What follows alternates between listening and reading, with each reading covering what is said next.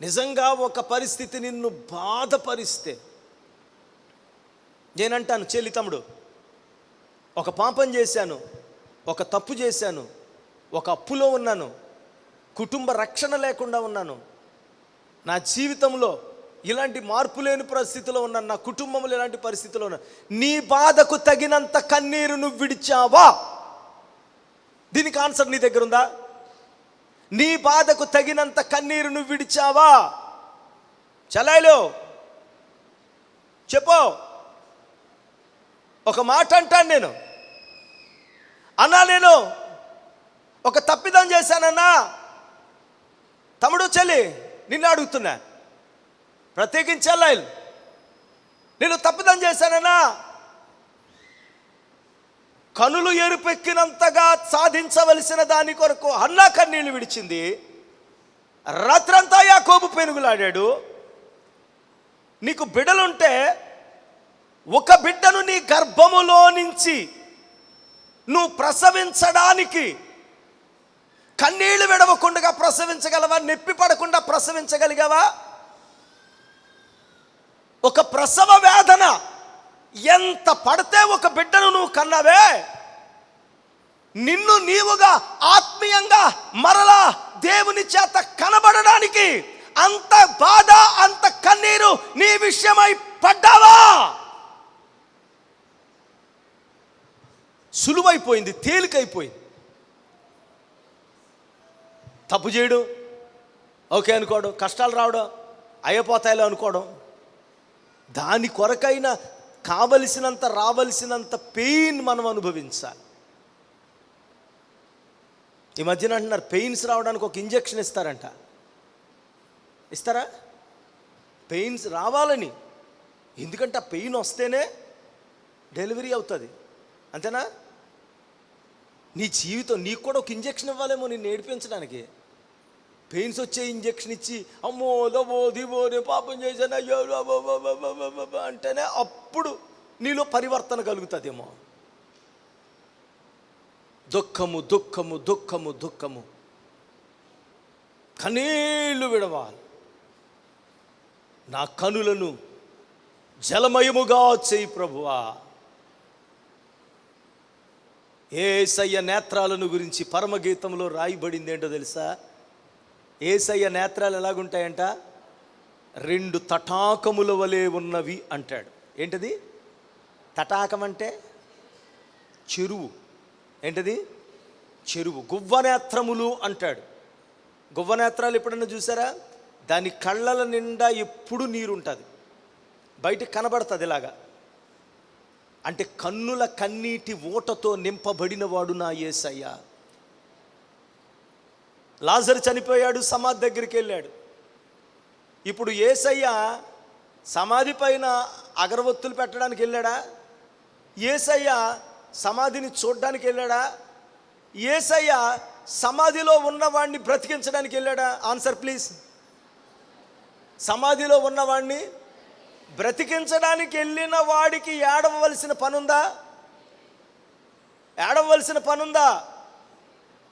నిన్ను ఆపరేషన్ థియేటర్లోనికి తీసుకెళ్లారు, ఏదో మత్తు నెమ్మదిగా ఎక్కుతుంది, డాక్టర్ నీ దగ్గరికి వచ్చి ఏడిచాడు అనుకో, ఆపరేషన్ అక్కర్లేదు, నువ్వు పోతావు. ఎందుకంటే డాక్టర్ని ధైర్యం, నిన్ను బ్రతికించేది డాక్టర్ అనుకున్నావు. ధైర్యం ఇచ్చే డాక్టరే నీ దగ్గరకు వచ్చి ఏడిస్తే నువ్వు ఉంటావా పోతావా? ఖచ్చితంగా పోతావు. యేసు ప్రభు వారు సమాధి దగ్గరకు వచ్చి ఎందుకు ఏడ్చాడు?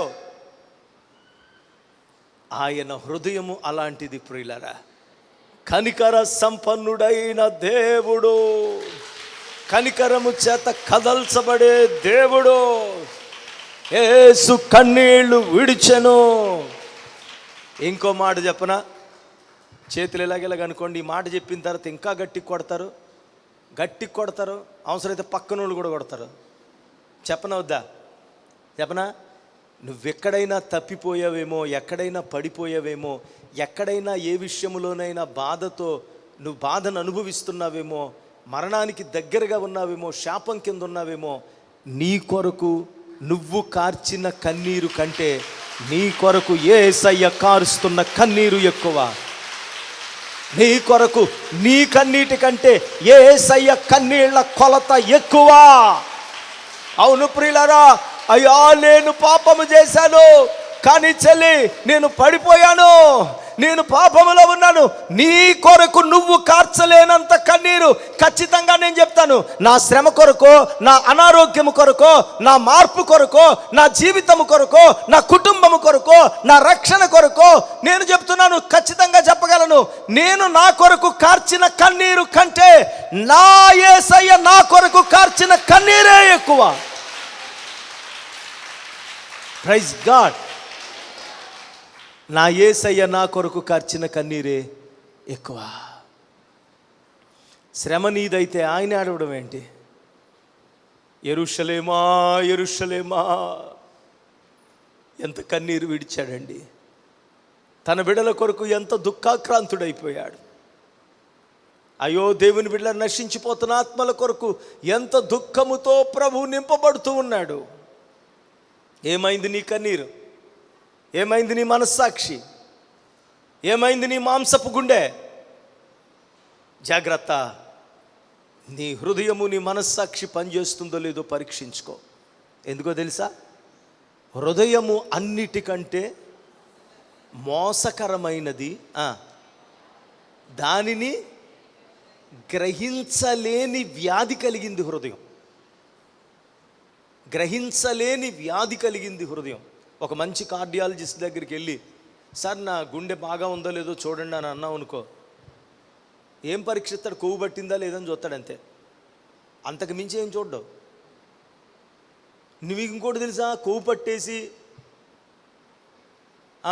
1-2 స్ట్రోకులు 2-3 వాల్స్ పూడిపోయిన తర్వాత కూడా కానుకోని వాళ్ళు ఉన్నారు చాలామంది. పరీక్షలోకి వెళ్తేనే తెలుస్తుంది. వాటికంటే మించినటువంటి ఘోరమైన వ్యాధిని హృదయానికి ఉందేమో. జాగ్రత్త, చూసుకో చెల్లి, తమ్ముడు, చూసుకో. దానిని గ్రహించగలిగిన వాడెవడో?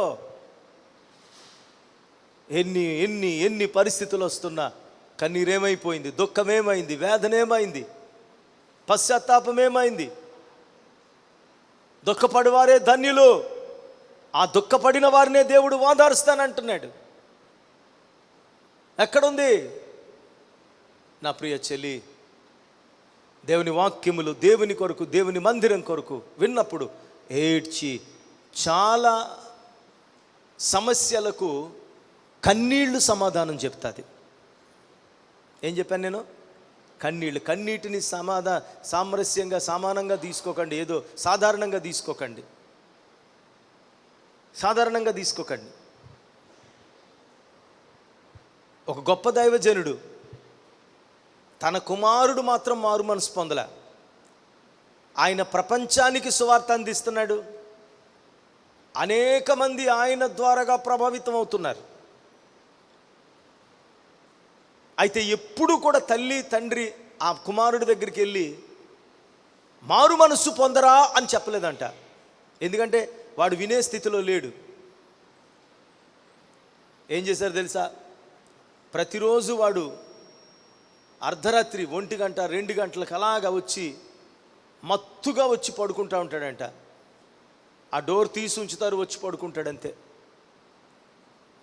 ఊరంతా కూడా వాళ్ళ గురించి ఎంతో రకరకాలుగా చెప్పుకుంటున్నారు.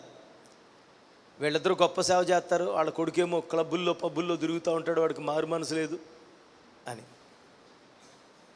ఏం జరుగుతుందో అర్థం కాక ప్రజలు చూస్తున్నారు. వీళ్ళిద్దరూ ఏం చేసేవారంటే తెలుసా? కుమారుడు వచ్చి పడుకునే వరకు మెలకుగా ఉండి, పడుకున్నాడు అనుకున్న తరువాత భార్య భర్త కుమారుడు మంచం పక్కకి వెళ్ళి నెమ్మదిగా నిశ్శబ్దంగా, శబ్దం చేయకుండా బోరున ఏడ్చి వచ్చేసేవారంట. రోజు ఇదే పని. ఆడు తాగేసి రావడం, వీళ్ళు వెళ్ళి ఏడ్చి రావడం, అంతే. అక్కడ ప్రార్థన లేదు, విజ్ఞాపన లేదు, శబ్దం లేదు, ఏమీ లేదు. ఈ కుమారుడు ప్రతిరోజు ఉదయం లేవగానే అక్కడున్న తన కార్పెట్ అంతా కూడా తడిచిపోయి ఉంటుందంట. ఏం జరుగుతుందో ఇతనికి అర్థం కావడంలే. ఇక్కడికి ఎలాగ వాటర్ వస్తుంది, ఎందుకు ఇక్కడ తడిచిపోతుందని అర్థం కాక ఏది ఏమైనా ఈరోజు అదేంటో తెలుసుకోవాలనుకుని తాగకుండగా ఎప్పుడు వచ్చే టైంకి వచ్చి తాగినట్లుగా పడుకున్నాడంట. పడుకునేటప్పటికి తల్లి తండ్రి వచ్చారు, పక్కన మోకరిల్లారు, పూర్ణ ఏడుస్తున్నారు, కన్నీళ్లు విడుస్తున్నారు. వాళ్ళిద్దరూ ప్రజలందరి చేత ఎంతో ఘనంగా కొనియాడబడుతున్నటువంటి అత్యున్నతమైనటువంటి సేవకులుగా ఉన్న వాళ్ళు ఎప్పుడు తన తల్లి తండ్రి అంత కన్నీరు విడవడం వాళ్ళు చూడలే. ఎప్పుడైతే ఆ కన్నీటిని చూశాడో ఒక్కసారి లేచి ఆ తల్లి తండ్రి కాళ్ళ మీద పడ్డాడు. డాడీ, మమ్మీ, నేను మిమ్మల్ని ఎంత ఏడిపించానని నేను అనుకోలేదు ఎప్పుడు కూడా. అది ఇప్పుడే చూస్తున్నాను. ఈరోజే నేను మారు మనసు పొందుతున్నాను. నా కొరకు ప్రార్థన చేయండి. ప్రార్థన చేసుకుని బాప్తిస్మం పొంది దేవుని సేవకుడిగా మార్చబడ్డాడు. ఎంత గొప్ప సేవకుడు అయ్యాడంటే తండ్రిని మించిన సేవకుడు అయ్యాడు. సే ఆమెన్, హల్లెలూయా. అయిన వ్యక్తి ఎక్కడ నిలబడి వాక్యం చెప్పినా ముందు చెప్పే మాట ఏంటో తెలుసా? నేను సిలువకు చాలా దూరంగా వెళ్ళిపోయాను. ఓకే, నేను సిలువకు దూరంగా జరుగుతూ ఉంటే నా తల్లిదండ్రులు అటువైపు నిలబడి నేను సిలువకు మరలా వెనక్కి కొట్టబడేటట్లుగా కన్నీళ్లు విడవడం మొదలుపెట్టారు. అక్కడ నిలబడి వారు కార్చిన కన్నీటి ప్రవాహములో నేను కొట్టుకుని వచ్చి సిలువ దగ్గర పడ్డాను. అంత కన్నీళ్లు కార్చుంటే ఈ పాటికి మనోళ్ళు ఎప్పుడో కొట్టుకొచ్చేద్దరు సిలువ దగ్గరికి కదా. మన పిల్లల కొరకు, మన కుటుంబం కొరకు, నీ కోసం, నీ పిల్లల కోసం ఏడు అన్న మాట, దేవుని మాట మన జీవితంలో నెరవేరుంటే ఆ ప్రవాహంలో ఎప్పుడో కొట్టుకొద్దుడు నీ భర్త, నీ పిల్లలో. మనం ఏమి తిందుమా, ఏమి ధరించుదుమా, వాళ్ళకి ఏమి సంపాదించుదుమా, బాగా ప్రార్థన చేస్తావు. ప్రభువా, ఆడెక్కడికి వెళ్ళినా, ఆడెక్కడ తిరుగుతున్నా మా ఆయన రోడ్డు మీద పడిపోకుండా ఇంటికి వచ్చి పడిపోయేలా సహాయం చేయి ప్రభువా. ఆడెక్కడ తిరుగుతున్నా ఏ కేసుల్లో ఇరుక్కోకుండా సహాయం చేయి ప్రభువా. గొప్ప ప్రార్థన. నువ్వు ప్రార్థన చేసే కొలది ఇరుక్కుంటూనే ఉంటారు వాళ్ళు. ఎందుకంటే అది న్యాయవంతమైన ప్రార్థన కాదు. అది నా రాజ్యాన్ని, నీతిని వెతకండి, అవన్నీ నువ్వు రాజ్యాన్ని, నీతిని వెదిగితే నీ పిల్లలకి ఏమి ఇవ్వాలో, ఎప్పుడు ఇవ్వాలో, ఎలాగివ్వాలో అలాగే ఇస్తాడు. Praise the Lord. దేవుని సన్నిధానంలో ఒక వర్తమానము నీకు తెలిసినప్పుడు, ఒక బాధాకరమైన వార్త నీకు తెలిసినప్పుడు, నువ్వు ఒంటరివైపోయినప్పుడు, నీ చుట్టూ ఎవరు లేనప్పుడు, సహాయము దూరం అయిపోయినప్పుడు, సాధించడం ఎలాగో తెలియనప్పుడు, అది నేను సాధించాలనే పట్టుదల నీలో వచ్చినప్పుడు, నీ కొరకు కానీ, దేవుని ఇంటి కొరకు కానీ, నీ ఒంటి కొరకు కానీ అనుకుంటావా? అది నీ వల్ల సాధ్యమే.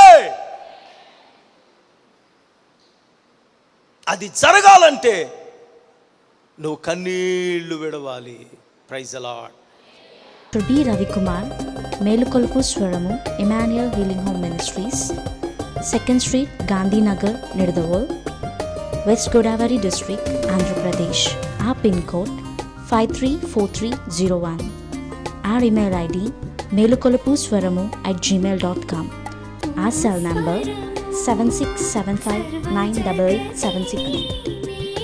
మా చిరునామా డాక్టర్ బి రవికుమార్, మేలుకొలుపు స్వరము, ఇమ్మానుయేలు స్వస్థత గృహ పరిచర్యలు, గాంధీనగర్ 2వ వీధి, నిడదవోలు, పశ్చిమ గోదావరి జిల్లా, ఆంధ్రప్రదేశ్.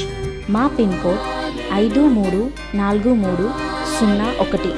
మా ఇమెయిల్ ఐడి melukolupuswaramu@gmail.com. మా సెల్ నెంబర్ 767598887668.